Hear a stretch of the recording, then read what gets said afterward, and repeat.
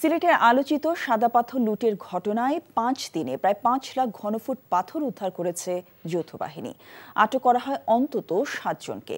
এ ঘটনায় গঠিত জেলা প্রশাসনের তদন্ত কমিটি প্রতিবেদন দাখিলের জন্য আরও ৩ দিন বাড়তি সময় চেয়েছে। উদ্ধার হওয়া লুটপাটের পাথর ছড়িয়ে দেওয়া হচ্ছে পর্যটন কেন্দ্র এলাকায়, যদিও লুটপাটের তুলনায় এখন পর্যন্ত উদ্ধার হওয়া পাথরের পরিমাণ খুবই সামান্য। পাথর উদ্ধারে সিলেট সহ ঢাকা ও নারায়ণগঞ্জে অভিযান চালিয়েছে পুলিশ, র্যাব ও সেনাবাহিনী। গত বছরের ৫ অগস্টের পর থেকে সিলেটের সাদা পাথর, জাফলং সহ বিভিন্ন পর্যটন কেন্দ্র থেকে পাথর লুটপাটের অপতৎপরতা চলতে থাকে। প্রভাবশালী রাজনীতিক, ব্যবসায়ী, পুলিশ, বিজিবি ও প্রশাসনের কর্মকর্তাদের বিরুদ্ধে অভিযোগ ওঠে এই পরিবেশ বিধ্বংসী কার্যকলাপের। গত ২ সপ্তাহে মাটি খুঁড়ে নজিরবিহীন লুটপাটের ঘটনায় ব্যবস্থা গ্রহণে বাধ্য হয় জেলা প্রশাসন। খনিজ সম্পদ অধিদপ্তরের মামলায় আসামি করা হয়েছে প্রায় ১৫০০ অজ্ঞাত ব্যক্তিকে।